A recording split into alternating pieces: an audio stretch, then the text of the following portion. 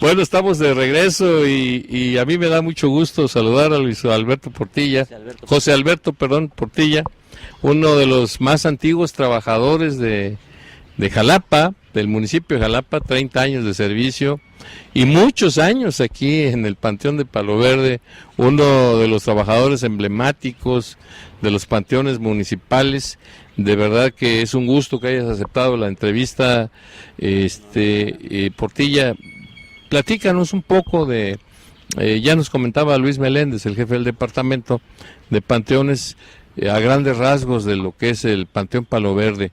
Tete está muy interesada en las cuestiones estas de las leyendas de aquí del panteón, ¿no? ¿Qué nos puedes platicar con respecto a eso, por favor? Bueno, en cuanto a la historia del panteón, allá abajo tenemos un edificio antiguo. Desconozco la fecha en que se construyó, pero funcionó hasta 1921 como el anfiteatro de la ciudad. En aquella época lo cancelaron en el 21 como anfiteatro y se quedó ahí abandonado ese edificio. Valdría mucho la pena que se rescatara para habilitarlo como museo o como archivo o biblioteca. Claro. Entre las cosas que nosotros tenemos en la oficina, aparte de los libros de aquí del Panteón que datan de hace 104 años, tenemos bajo nuestro resguardo los libros de 5 de febrero, que datan de 1856 más o menos, que es cuando el gobierno toma bajo su control el registro civil, puesto que con las leyes de reforma, puesto que antes todo lo llevaba la iglesia, el clero llevaba todo ese control de lo que ahora es registro civil. ¿Qué les puedo decir? El panteón es muy extenso. Quienes trabajamos aquí muchas veces bajamos con las personas, a veces nos toca ir hasta el final del panteón. Y bueno, en cuanto a sus orígenes de estos terrenos, muy poca gente los conoce. Las familias dueñas de origen eran miembros del alto clero, eran 2 cardenales. Por cierto, relacionados con familiares míos indirectos, familiares políticos. A ellos les expropian el terreno. Desconozco el año con precisión en que se los expropian. Ellos salen de aquí de Jalapa en la época juarista, inicios de la época juarista, más bien finales de la época juarista, salen de aquí, y las hermanas de ellos, las 3 hermanas, vivieron aquí en Jalapa, en la calle de Altamirano, si mal no me equivoco, la que está atrás de lo que era el ADO, que se ve la barda, o se veía la barda, que era como si fuera en forma de escalera. Ahora hay una escuela en la casa de estas señoras. Ellas eran tías de la esposa del hermano mayor de mi mamá, y por ellas y por primos míos que viven en Puebla, conocí la historia de estas familias, cómo fue que salieron huyendo de Jalapa. Y bueno, ya en algún momento dado el gobierno le asigna estos terrenos para la construcción en 1913 del panteón. Le pregunto, estas historias, por ejemplo, y lo que decía de hacer un museo, ¿qué aparte de los libros, qué más información hay? Por ejemplo, no sé, se me fue el nombre, ataúdes, o sea, hay todavía, podría hacerse un museo con información así también física, no nada más de libros o de datos, sino a lo mejor de cosas demasiado antiguas ya en físico. Sí. Bueno, como les comentaba, aparte de los libros que tenemos de 5 de febrero, los propios libros de aquí, tenemos planos antiguos, y dentro de la casona hay una mesa que se utilizaba para colocar los cuerpos. Esta mesa es de granito. En alguna ocasión la quisieron mover trabajadores de aquí, de los sepultureros, y entre los 10 no la pudieron levantar. Está pesadísima esa mesa, permanece ahí abandonada, es una lástima. Es una muestra del equipo que se usaba en aquella época. Debe haber habido más mesas de ese tipo en aquella época. Es ovalada, mide unos 2 metros de largo, a lo mejor un poquito más de 2 metros de largo por unos 60 de ancho. Debe haber habido más, nada más se conserva esa ahí en abandono. Y pues la verdad es una lástima. no poder mostrar lo que se usaba en aquella época, ¿no? Y por ejemplo, ¿se ha propuesto abrir el museo o se hizo una propuesta en la administración de la licenciada Elizabeth en el segundo año, si mal no me equivoco, pero no se llegó a cristalizar. Se tiene por allí el presupuesto que se planteó para la reconstrucción y rescate de la casona. Con respecto a lo que le interesa a la población jalapeña, Portilla, aquí ya no hay exhumaciones, ya no hay por la antigüedad y porque evidentemente el panteón, pues ya después de tantos años ya no hay más espacios, más que me imagino que los que son propietarios. Nos comentaba el jefe del departamento de panteones municipales. Y ¿cómo están las cosas en el panteón de allá arriba de Palo Verde? Nos dicen que hay espacios, es un lugar privilegiado, los que lo conocemos sabemos que tiene una vista maravillosa, ¿no? De la ciudad, pero ¿qué tanta, cómo decirte, relación tienen ustedes con el otro panteón? ¿Cómo son los procesos para la exhumación, para la cremación? Y es importante que los jalapeños sepan qué se tiene que hacer, cuál es el procedimiento, ¿no? Por favor.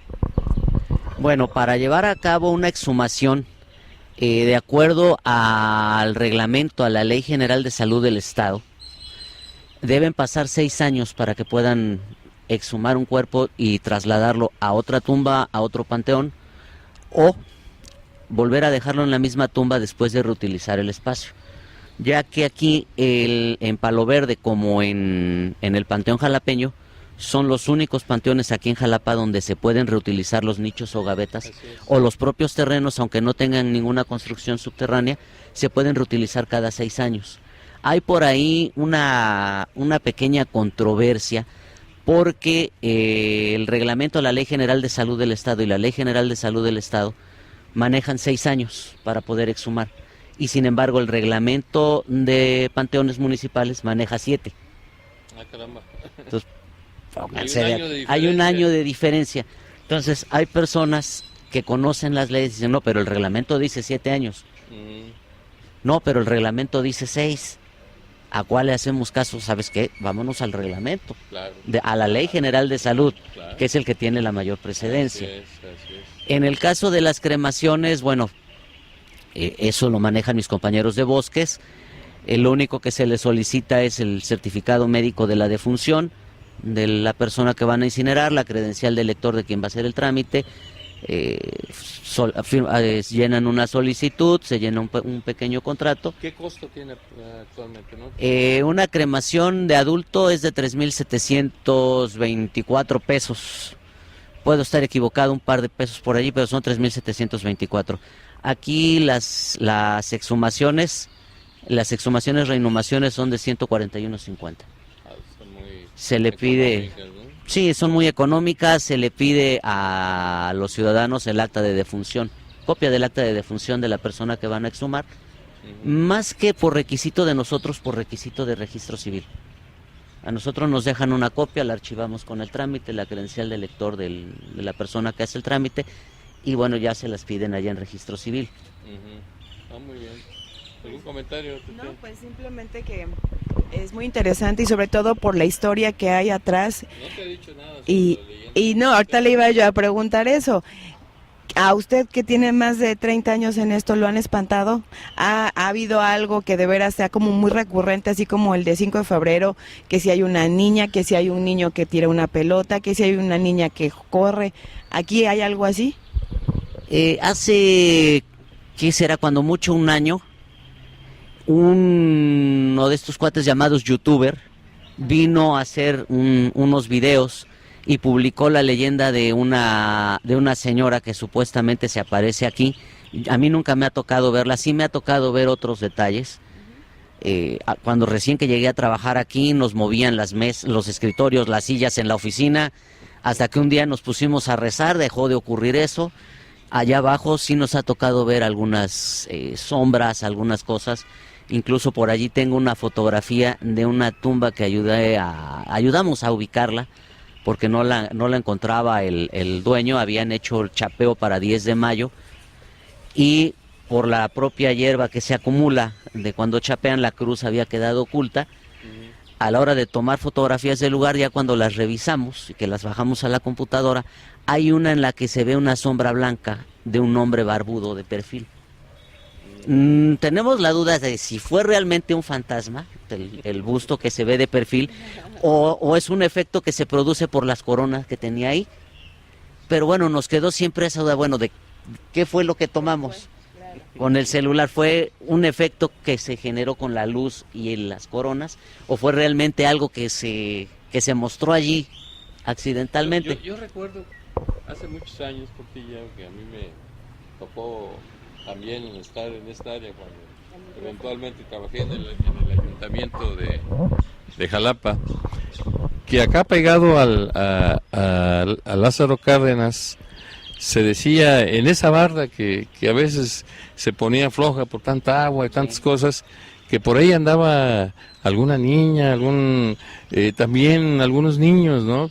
Yo nunca tuve la oportunidad de averiguarlo, ¿no? Porque definitivamente el trabajo del área de servicios municipales es amplísima, pero sí hay más cosas ahí en el anfiteatro, hay más cosas, ¿no?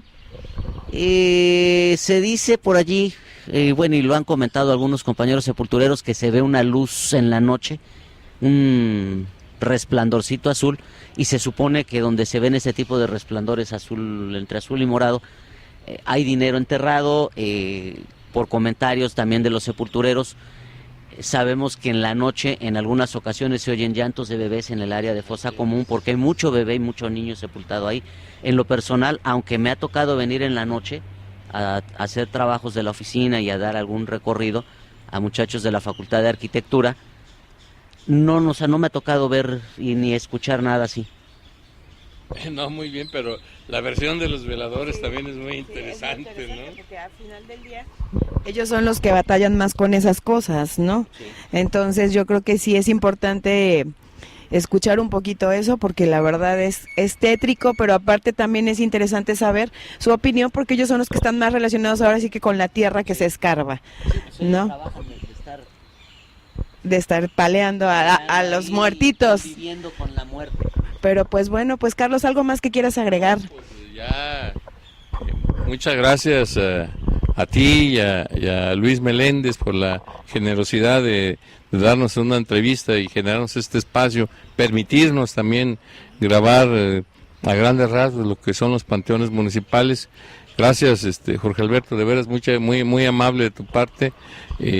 Estamos nosotros trabajando en temas de Jalapa y para los jalapeños, y jalapeando pues es parte de este proceso que estamos iniciando para que todos los habitantes de nuestra capital conozcan la ciudad, conozcan sus espacios emblemáticos como son los panteones, ¿no? Ya esto es muy importante para despertar el interés y el conocimiento de todos nosotros. Pues estamos terminando este segmento, ya nuestro productor nos está mandando a corte. Muchas gracias a Luis y estamos próximos. Hasta la próxima.